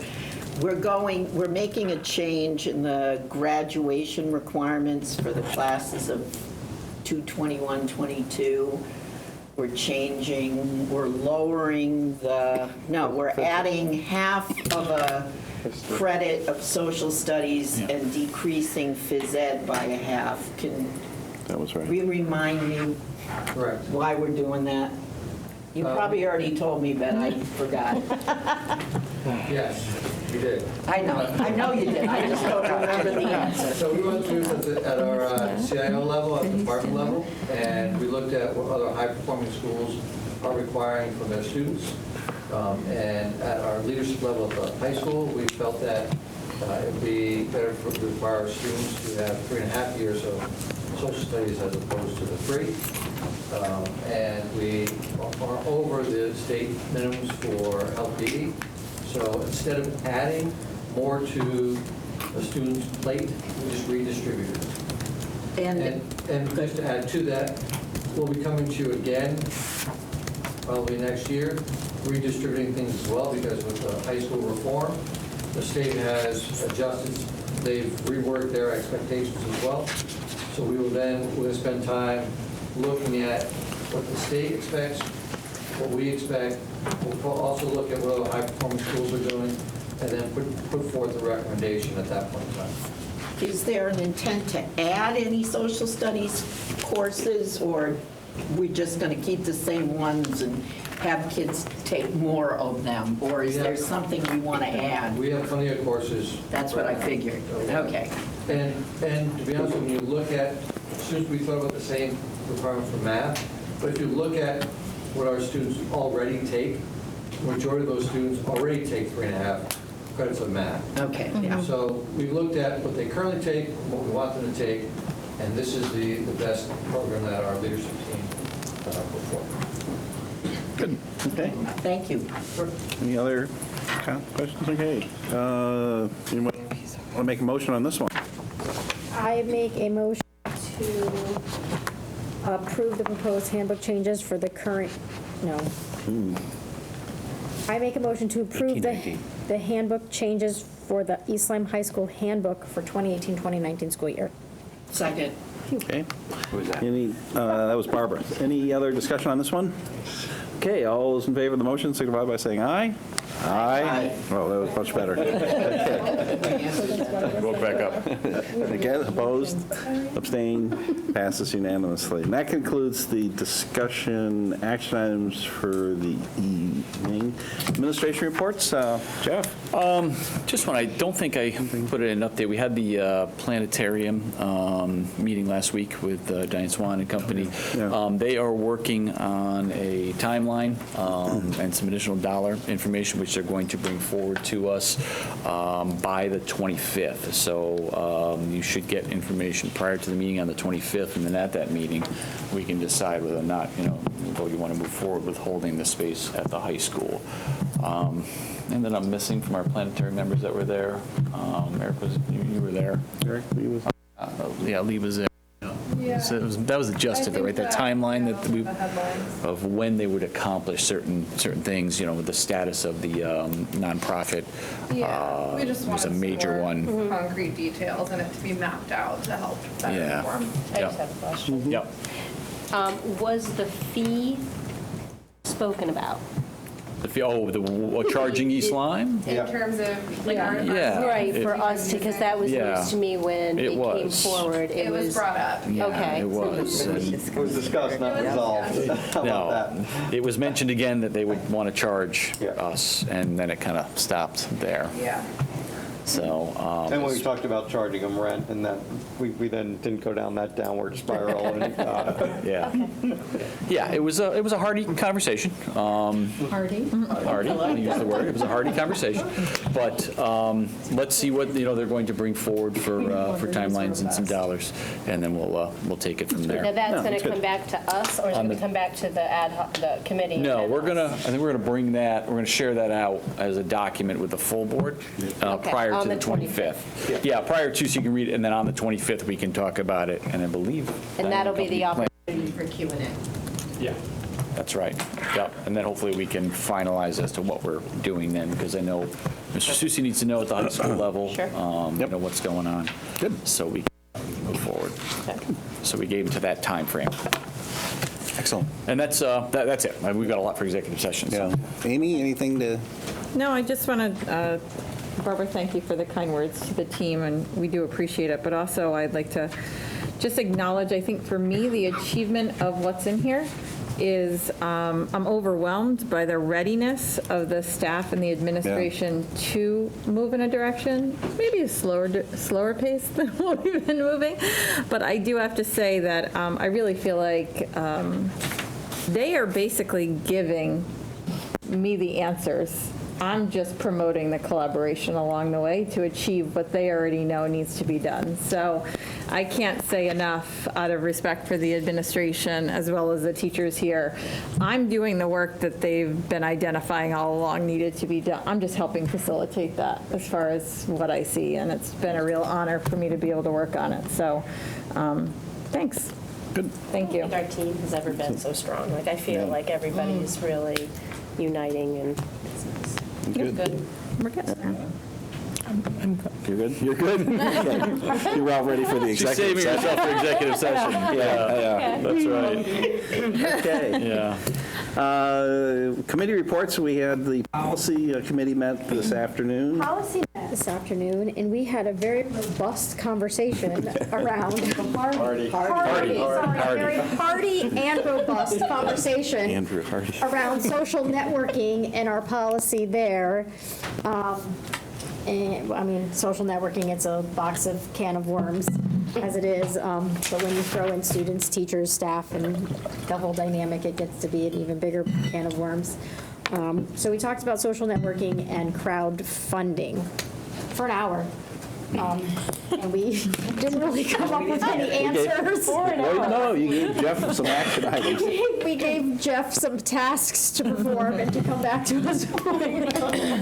Because in the changing day and age of social networking, there are really no concrete answers to have for any of that. So it is an ever-revolving door. Yep.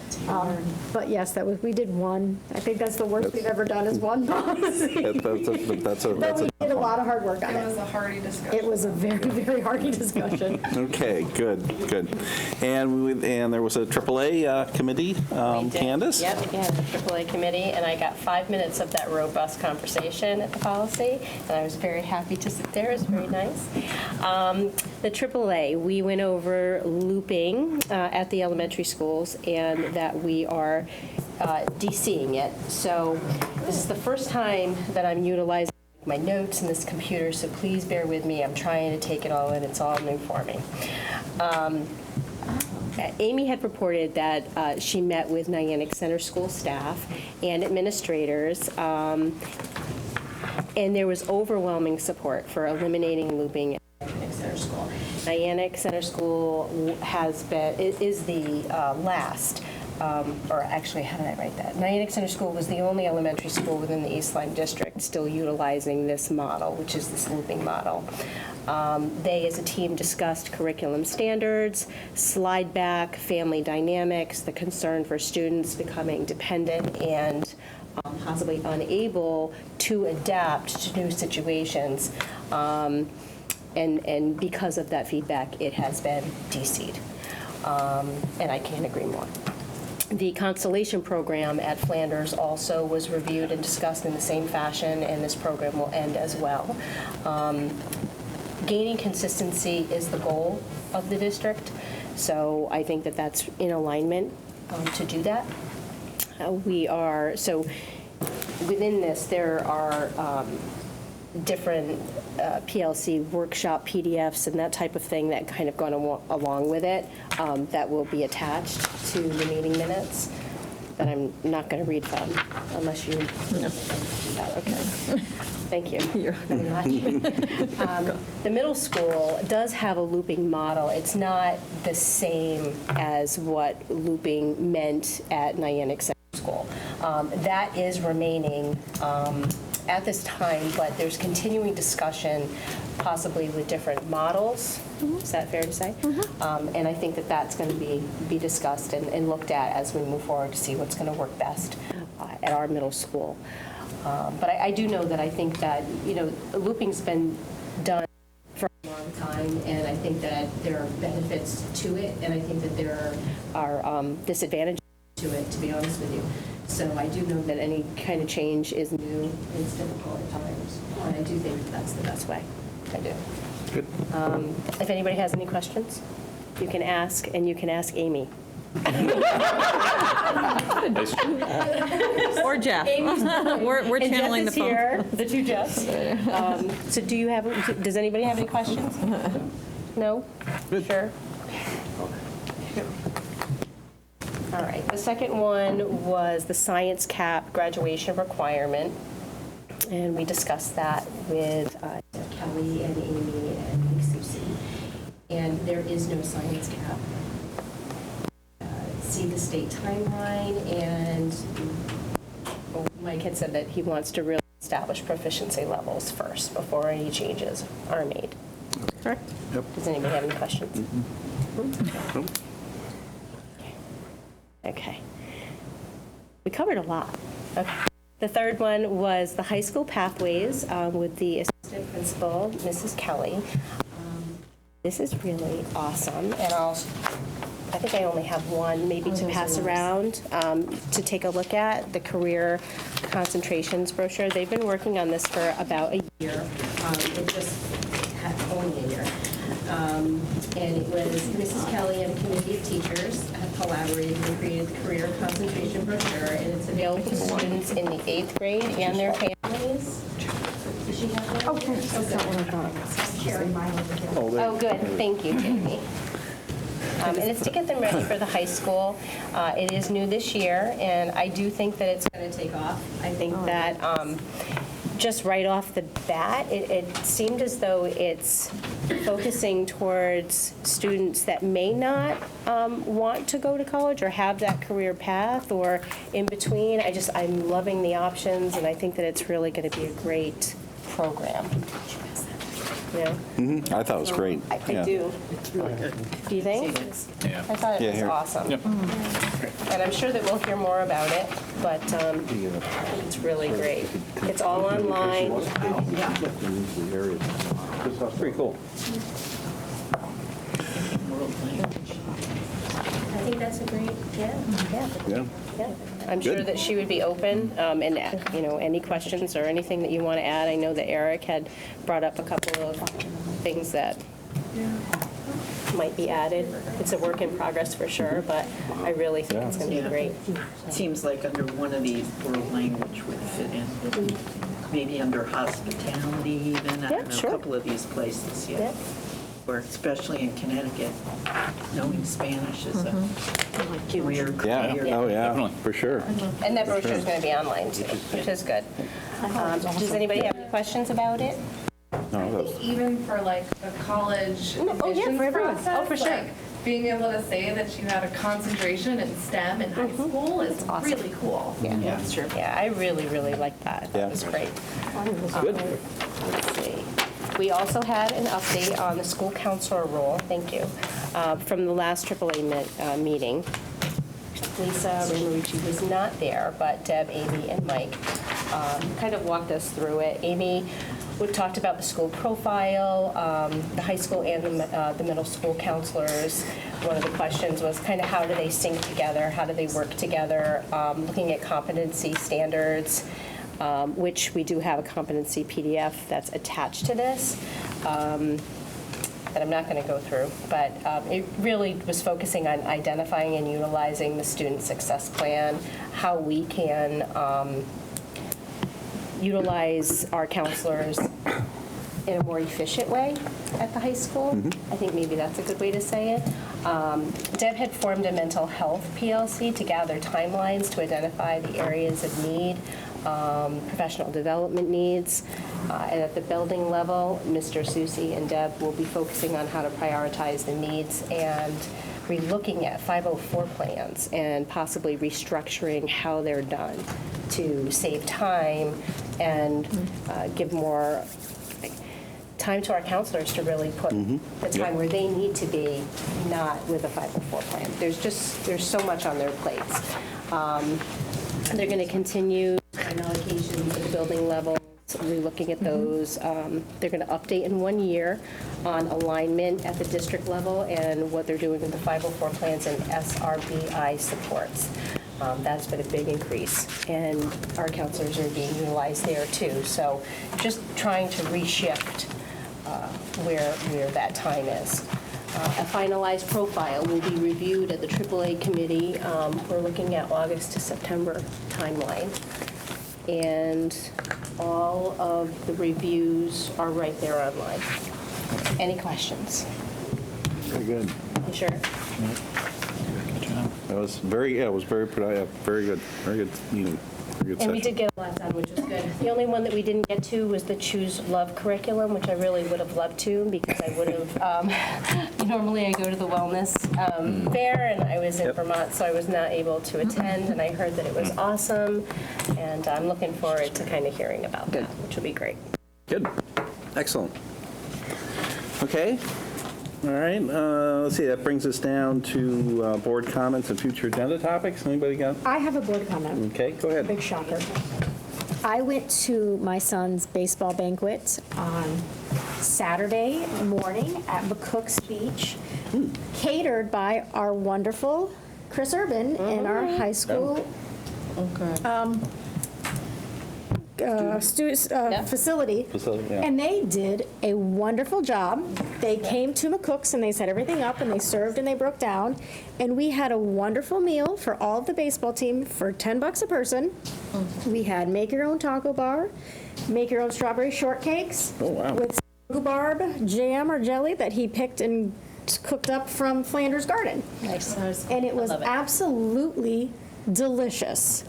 And everyone loved it, and it was great. Sodas, waters, juices, everything. It was wonderful. It's so good. And it was great. And like I said, it was amazing. And it tasted good. The kids, everybody was happy. He had gluten, non-gluten, everybody, something for everybody. He had non-gluten? He had non-gluten. There's a whole listing in that document great. too of So- everything that is. I highly recommend calling Chris and getting a menu from him and getting it catered. He has. He's been doing a lot of the banquets. Yeah. Because I have the East Line baseball, high school baseball. It was great. Doing a lot of the And it was cheap, $10 a person. Pretty good for $10, It's yeah. great. Delivery set up. Yeah, and the money goes right back into, yeah, it's fantastic. It was great. I highly recommend it because it was delicious. Excellent, excellent. That's really Any good. other comments? So wait a Okay. minute, I have a question. So that Sure. income is our income? Pardon? Goes back It into goes the back into food program. service Goes back into the program, food yeah. service. So what if service he, program. okay, so what if he does, I was teasing, but I'm serious. Let's say someone hires him to do a small wedding. Do we get that income, or does that go to him and it's private business? No, it's the school. Yeah, it would be, but we We don't do weddings. Yeah, we wouldn't do, only school functions. functions and other. Orders, Okay. like if the kids are didn't gonna know. go to a game and they're on a bus, and Yeah. they order the food, Oh, but and see, then baseball team took advantage No, of that he this wouldn't. year. Yeah, Okay, he no, would that's sign on what to. I'm saying. On the road. Oh, that's good. No. Yep, no, I just didn't know. That's another Yeah. way for revenue, Staying a local. source of revenue. And my son said those are Senior delicious center. too. Okay. The high school sandwiches for the teams on the road. Yep. It's like $4 for a Yeah. meal, and And it's you get a totally worth- sandwich, yeah, apples, awesome. chips, and a drink. Yeah. They loved that on the baseball team too. Oh, my God. That's gonna be great It for was the great. They parents. took advantage of it. Yeah, Yeah. good. Any other comments? No? Okay. Public comment? Linda? Yeah. Started this one. Yeah. Bring us home, Linda. Send us. Yeah, that's right. I just want to thank you for the comments and the questions that you had about the insurance part. It's definitely near and dear to all of our hearts, and we're definitely willing to sit down with anybody. I think it would be great to get all the different bargaining Yeah. units, get That's a paras good in idea. there, people from the town, because, we're not trying to negotiate our insurance and our contract. We're trying to say, is there some better way to do this? Right. So I really do appreciate your comments, and thanks. Good, thank you, Linda. Thanks, Linda. Thank you. Anybody else? Nope. Okay. All right. With that, we do have a a... motion to enter executive session. Yeah, we're going to take a brief Everyone that recess, needs to be there. and then we'll go